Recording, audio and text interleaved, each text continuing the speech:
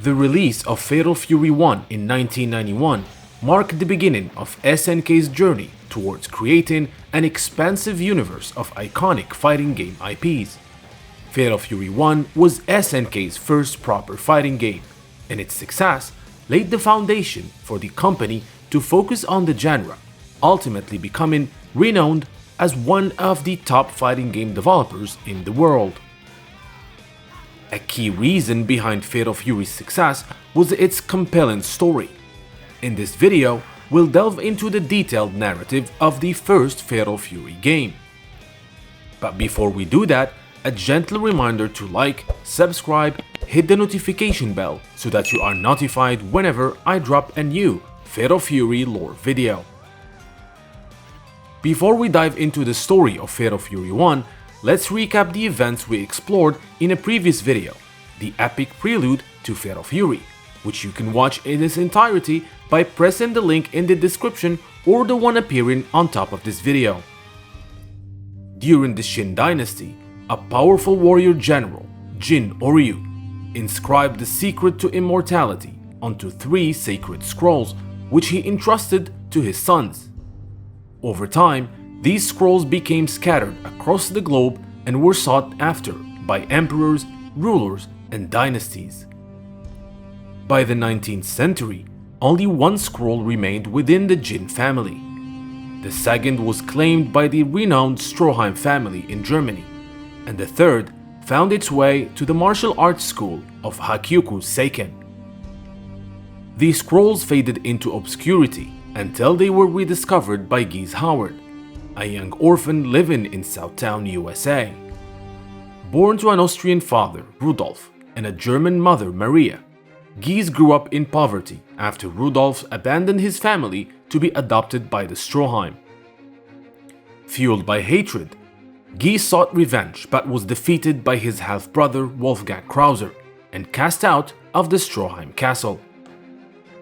Returning to Southtown, Geese joined the mob, steadily gaining power and influence. Fascinated by martial arts, he enrolled at the Hakyuku Seiken school to train under Master Tang Furu, who was unaware of Geese's criminal affiliations. Geese trained alongside Jeff Bogard, a famed street fighter known for helping the orphans and poor residents of Southtown. When it came time for Master Tang to choose a successor and share the scroll, Geese was rejected due to his dark ambitions. Enraged, Geese left the school and focused on growing his control over Southtown. Geese's rivalry with Jeff escalated as Jeff actively opposed Geese's criminal empire. Jeff also adopted 2 orphans, Terry and Andy, who lost the orphanage they grew up in after Geese's mob set it on fire. Determined to prove his superiority, Geese challenged Jeff Bogard to a final fight. Despite his valiant efforts, Jeff Bogard was no match for the powerful Geese.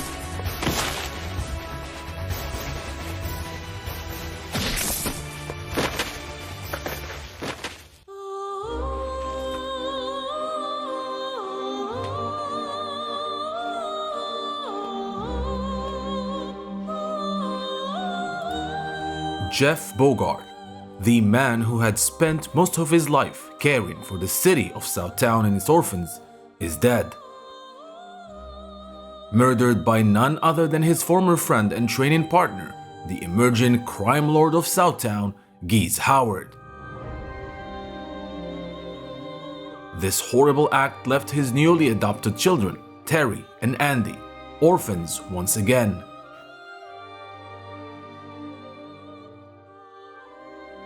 The death of Jeff Bogard also allowed Geese to get his hands on one of the Jin Scrolls of Immortality, specifically the one that was passed to Jeff from Tang Furu. To protect the siblings from the cruelty of Southtown streets, the legendary master Tang Furu, who had previously trained both Jeff and Geese, took Terry and Andy in. The brothers, who had some basic training from Jeff, wanted to challenge Geese and avenge their father's death. However, Tang explained that they were too young, inexperienced, and far from strong enough to take on the powerful Geese Howard. Tung began training them in the art of Hakyuku Seiken. While Terry adapted and absorbed Tung's teachings easily, Andy struggled. It wasn't that Andy was weaker, but his different personality affected his ability to learn Hakyuku Seiken. Recognizing that his teachings might not suit Andy, Master Tung reached out to an old friend in Japan, the ninja master Hanzo Shiranui, to ask if he would take Andy under his tutelage. It turned out that during his youth, Hanzo Shiranui had embarked on a warrior's journey across the globe. During this time, he met Jeff Bogard, and the two traveled together seeking out strong opponents. Their journey led them to Stroheim Castle in Germany, where they faced a young Wolfgang Krauser whose strength was overwhelming, even as a child. Hanzo sustained a serious leg injury in that battle. Feeling it was fate that Jeff's son would now come to train under him, Hanzo agreed to take Andy in. This meant that Terry and Andy had to go their separate ways. The brothers made a pact to train for 10 years and then meet again in Southtown to confront Geese and avenge their father's death. During these years, Terry trained under Master Tung and learned to manipulate ki energy. He traveled the world testing his skills as a street fighter. Along the way, he defeated many strong opponents and left an impression on them, like the young breakdancer known as Duck King, who after losing to Terry and feeling humiliated, dedicated his life to training and developed his own fighting style. Meanwhile, Andy was quickly adopted into the Shiranui family and excelled in learning the martial art of Kopoken from Hanzo.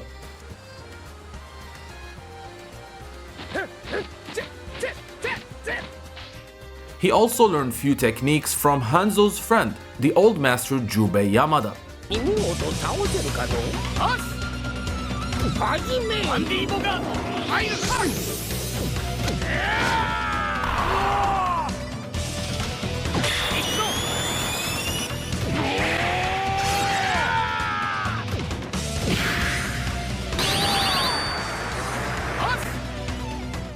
Though he did not speak Japanese, he befriended Hanzo's granddaughter Mai, who became his Japanese teacher. Within 6 months, Andy was able to speak Japanese fluently. As they grew closer, Mai developed feelings for Andy, while he remained focused on his training. During his travels, Andy also met Joe Higashi, a strong Muay Thai practitioner who quickly became his best friend.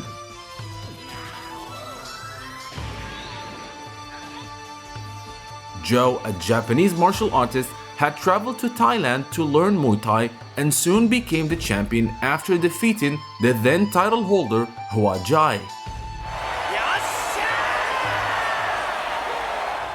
As Geese Howard's influence grew, so did his control over Southtown.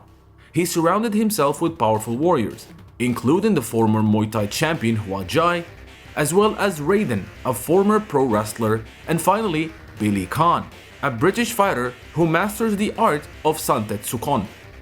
Billy, an orphan taken in by Geese, was fiercely loyal to him, but his younger sister, Lily, whom he was taking care of, feared that her brother was risking his life for her sake.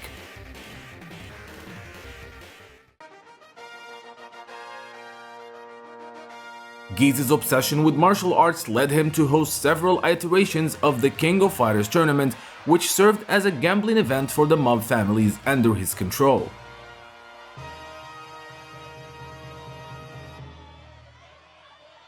Years passed, and both Terry and Andy had grown into strong young men. They were ready to return to Southtown and face Geese. Andy, who had developed a close relationship with Mai and not wanting to endanger her, left Southtown without telling the young Mai. The return of the Bogard brothers coincided with a new King of Fighters tournament, hosted by none other than Geese Howard. Terry arrived in Southtown just in time for the tournament and reunited with his brother.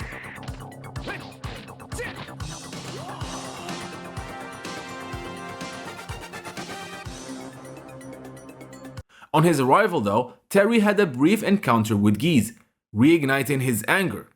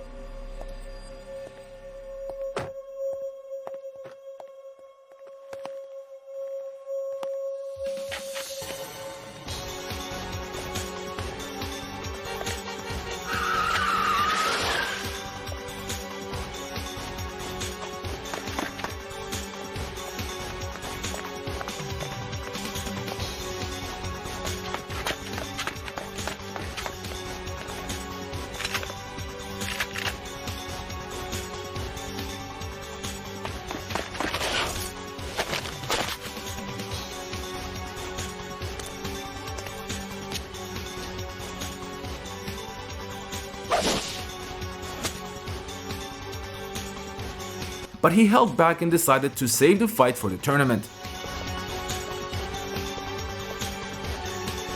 Joining them was Joe Higashi, who learned about the Bogards' tragic history and entered the tournament to help them achieve their revenge. Several fighters from around the world joined this new iteration of the famed King of Fighters tournament. Among them was Duck King, Terry's self-proclaimed nemesis, who now believed he was ready to take on the man who had humiliated him years ago.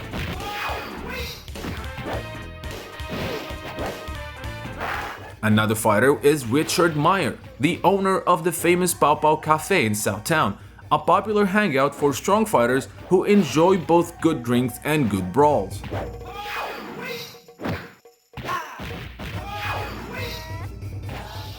Michael Max, a former heavyweight boxing champion, also entered the tournament. He had been kicked out of the professional boxing circuit for nearly killing an opponent in the ring. Sugumi Sendo, a high school student participating in an exchange program in Southtown, found herself drawn into the city's unnatural obsession with fighting.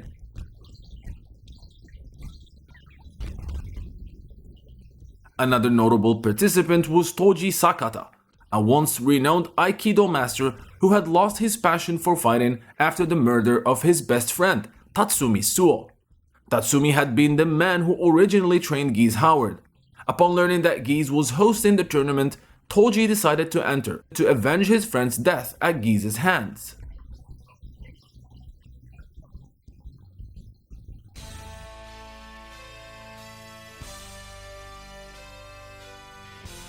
The King of Fighters tournament has begun.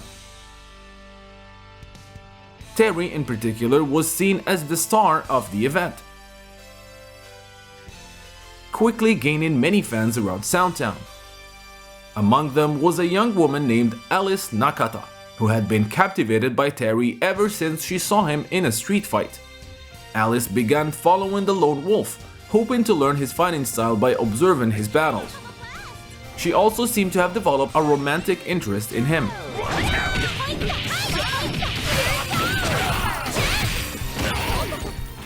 Through the run of the tournament, Terry faced his self-proclaimed nemesis Duck King in the brackets. Despite Duck's furious new fight style, he was no match for the Lone Wolf.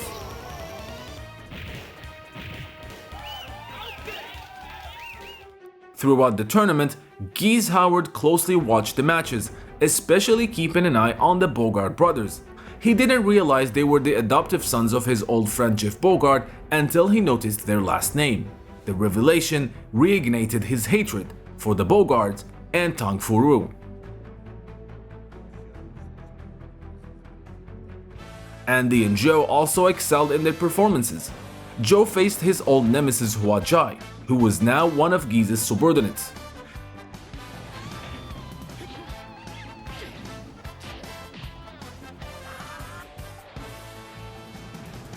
The fight was so intense, but Joe managed to defeat the former Muay Thai champion once again.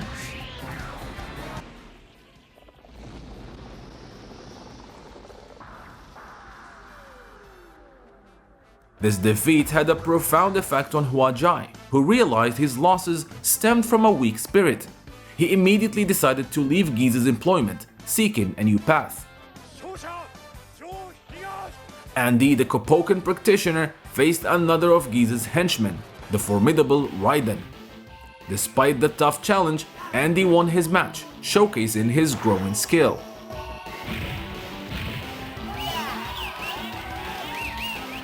But it was Terry who stood out the most,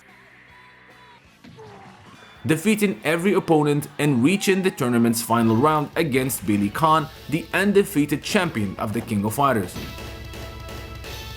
The battle was fierce, but despite Billy's strength and cunning, he was no match for Terry's power. Terry won, becoming the new King of Fighters champion. Furious at the outcome, and now fully recognizing Terry as Jeff's son, Geese ordered his men to capture Terry and bring him to Geese Tower, his lair overlooking all of the city of Southtown. Geese, confident in his invincibility, decided to confront Terry alone and kill him with his bare hands. Round one.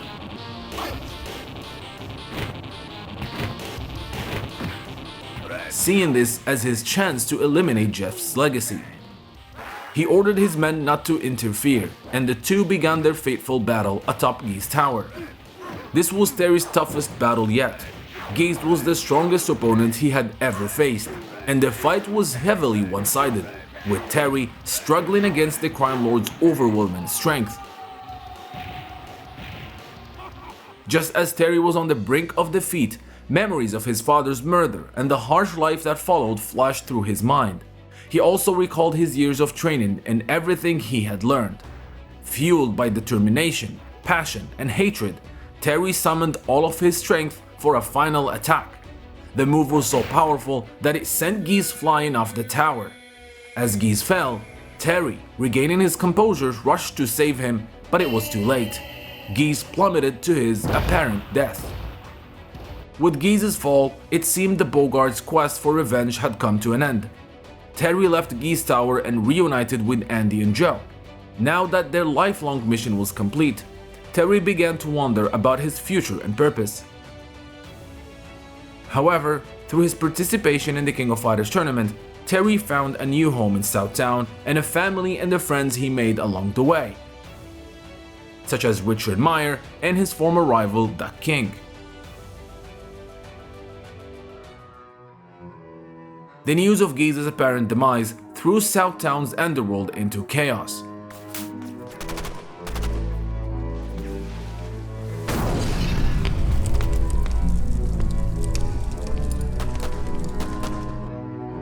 However, this turmoil was welcomed by a mysterious figure watching from afar.